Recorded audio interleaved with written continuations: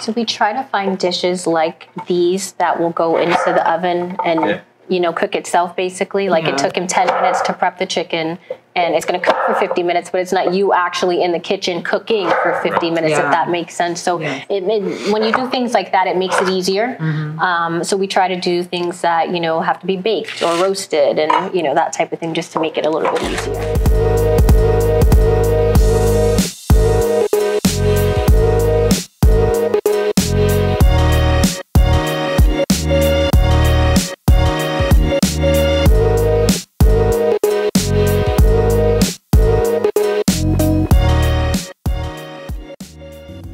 Welcome back to At the Table with the Herndons. We have really been losing track of time because we have just been enjoying ourselves, having such a wonderful time with these guys, and we got to do this more often. You know that, right? Yes. This is a lot of fun. And so what we're going to make now is we're going to make the roasted beet salad. Our beets have been roasting for about 45 minutes or so. They are very much soft to the touch. If you take a knife, you literally can cut right into them. And so that's kind of the texture and consistency that you want. And so what you're gonna do is take some walnuts and you're gonna put them into a dry pan. And what you're gonna do is you're just gonna roast them slightly in the dry pan, and you'll know that they're done because you'll start to smell it. And the oils that are in there will literally start to permeate, and it'll put a nice toasted, nutty flavor on top of your walnuts. So, like, why do you love cooking so much? How did it all get started? How did it all get started? A lot of people in my family were cooks, and I always, I liked hanging out with my mom in the kitchen and watching her cook. But my grandfather was a chef for the New York Yankees. And actually, we have a cookbook that we made, and I dedicated that cookbook to him because when he was traveling, especially for like spring training, this set is from the 1940s. Wow. And they gave him this set to travel with. Wow. And it's, like I said, it's 70-something years old, 80 years. Almost 80 years. Yeah, almost 80 years. It's a whole knife set, and it stacks in tiers. And it's made by a company called English Town Crafts. And so this was what they gave him when he traveled with them and cooked for the Yankees. And so we've kind of got a little bit of a background with cooking. And so that's kind of where all that came from, and I enjoy it. It's therapeutic for me. So, and if you notice, you can smell it. Yeah, you can smell it. Yep. And so, believe me when I tell you, don't skip this step. It might seem like a small thing. You turn that stove off, babe, but it's not. It really does make all the difference. I personally think that the reason why people struggle with cooking food is they don't take the time to go through all the steps. When you go to a restaurant, they do all the steps, right? Because they want it to be good. When you have fresh ingredients, good food, it just makes all the difference. So what we're gonna do is we're gonna make the dressing for this. And so again, you can look on our website, and if you send us a message, we'll send you the exact recipes on this. But that's about 4 tablespoons of olive oil, and that's a tablespoon of salt, and we have about a 1/4 cup of balsamic. Can you share your tip about when you're making vinaigrettes, or I guess technically this is a vinaigrette, how sometimes it'll separate if you don't add something, which I believe is called an emulsifier, to bind it together so that the oil doesn't separate from the vinegar. Can you talk about that? There's 2 things that I do. If you are whisking something by yourself, you take a towel and put it just like that and set this down. So let's say you're pouring in oil. Now the bowl doesn't move. And you can pour your oil in if you're doing some type of, vinaigrette, and the towel will hold the bowl in spot because you only have 2 hands, right? And with a vinaigrette, if you want it to stay together, then you need an emulsifier. And an emulsifier is like mayonnaise. Mustard's a good emulsifier. And when you put that in and whip it, that will cause the oil and the vinegar to actually come together.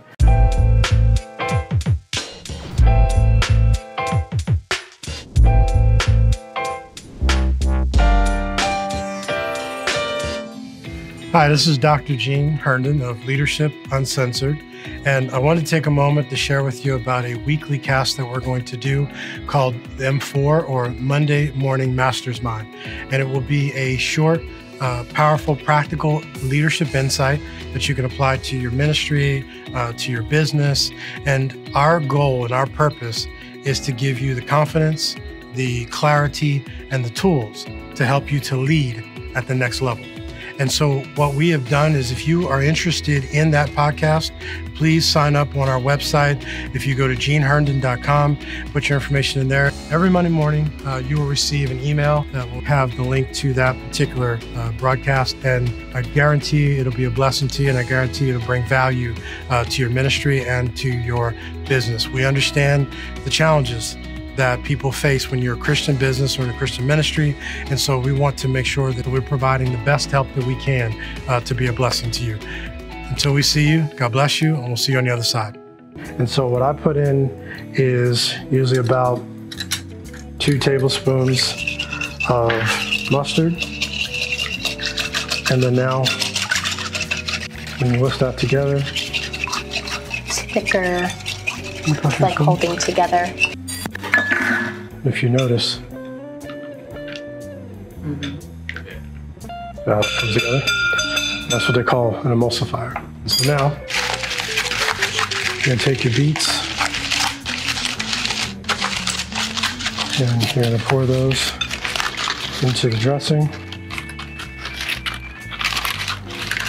We were talking during the break about different meals that are really good, meal prep that hold up well, like in the fridge for 3, 4, 5 days and that type of thing. And we were kind of sharing, poultry, chickens, that type of stuff holds up really well, but fish is something that we've kind of learned it doesn't hold up as great as other things. So if we do meal prep fish, which we do, we'll do salmon from time to time. We try to eat that in the first couple days, because we find when it sits for longer than that, sometimes the texture will change. It'll become a little bit more fishy in terms of its flavor. And so we kind of just learned some things along the way, obviously trial and error. Yeah. But that's one of the things that we learned is, like, if you're going to do fish, totally fine. Fish is important. You should eat it. But eat it like in the first 2 days once you are done meal prepping. We're going to pull our chicken out. It should be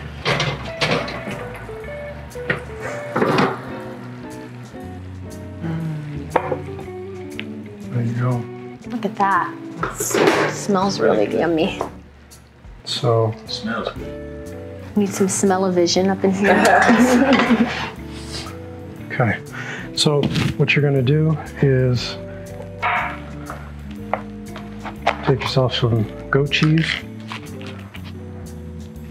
and you're just going to crumple up the goat cheese on top. Now, is goat cheese healthier? Is that why you choose it, or just flavor-wise? Just the flavor. Oh, okay. Yeah. And walnuts. Because you could technically use any kind of cheese you like, right? To me, it just makes the difference with the feta. I'll let you guys taste that. Ladies first. This is different for me because I just don't try anything. I know, you're very reserved. If it's not a breaded chicken finger, I'm not trying like when we go out to eat and stuff like that, you guys are like, well, what do you want to eat? We're like, you guys choose, because we're kind of adventurous, and we know Pastor Geraldo's is not. We went on a cruise, and we were on this cruise, and they were like, what would you like to eat? Veal, lamb, lobster. They had all this great stuff. Orange Peking duck. It's like, can I have chicken legs, please? Or chicken tenders? Fingers. Okay, chicken fingers. I'm going for it. All right. Moment of truth, y'all. You're such a good sport for trying it. It's actually not bad. Look at this chef. He's like, what? That's Not bad. Oh my God. No, that's a compliment coming from you. I don't eat beets. Right, you're So not. that's actually really good. I tasted the beet plain, and now when you put it with that, it totally changes the flavor of it. What is it?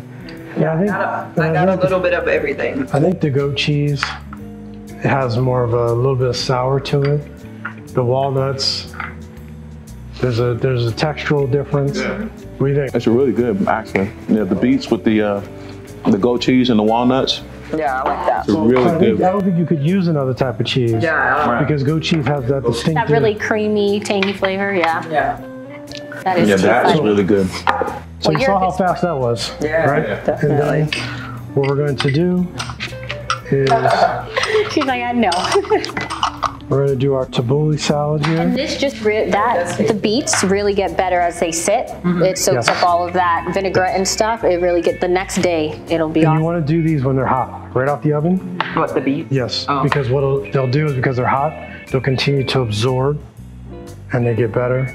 So like literally the way it tastes right now, when you put it into your packs and put it in the refrigerator, Oh, man. It's Hey, gonna man, be that's so good. good. it gets better and better. Okay, so what we're gonna do is we're gonna make our tabbouleh salad. And so tabbouleh is just bulgur, which you basically a cup and a half of bulgur, put it in a bowl, and then you want about just under 2 cups of boiling hot water. You pour the boiling hot water on top, and then you just put a lid, just like that. And you set it to the side and let it sit for about an hour, and the bulgur will actually absorb the water, and then it is ready to go. So what we'll do is I buy the roasted garlic. You can of course roast your own. Just take a head of garlic, cut it in half, put a little bit of salt and pepper on it, a little olive oil, wrap it in aluminum foil, throw it in the oven for about 30 minutes. And then when it's done, you can literally just squeeze it from the bottom and it's like a paste that comes out. Spread it on some toast, some crostinis. It's actually really sweet. It's really It sweet. comes out really, yeah. Because It you, comes but out you want really to slow roast it. So for the sake of time, I buy it already done. And you want to put probably about half a cup to a cup to a cup. I like garlic. I buy olive tapenade from the store. What is that? Olive tapenade. And it's just a bunch of smoked red peppers and different olives mixed together. And you can get it from just about any major grocery store. And so what I do is I take those and blend them together.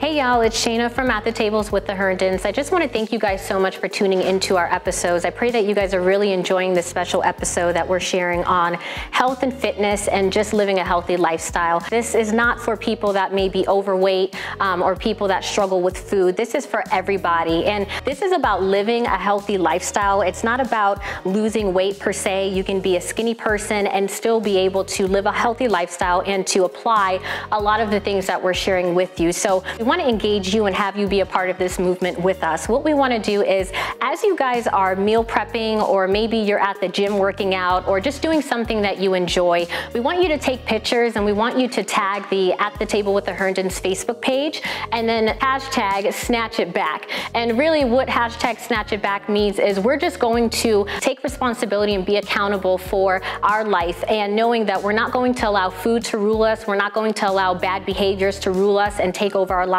and that we truly are not a victim in this. Snatch It Back is all about bringing yourself back centered, being able to be in a place where you can do the things that God has called you to do and to run the race that He set before you, whether you're a Christian business owner or you're a senior pastor, or maybe you go to church and maybe you're a full-time mom. And so we all have the ability to snatch it back and to bring our lives back to where it needs to be so that we can truly be at a place where we're available and ready to do kingdom business. So once again, just share your pictures, shares, share your comments. If there's anything that you want to know or any questions that you have, you can just drop it below this video. And we're just so blessed to have you be a part of this journey with us as we move forward in our health journey. We just pray and wish you the best. And from our table to yours, we will see you next time. Stay tuned for future episodes. We love you and God bless.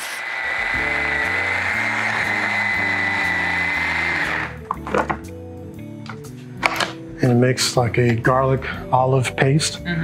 You smell it? Yeah, it smells good. And so what you do is you want to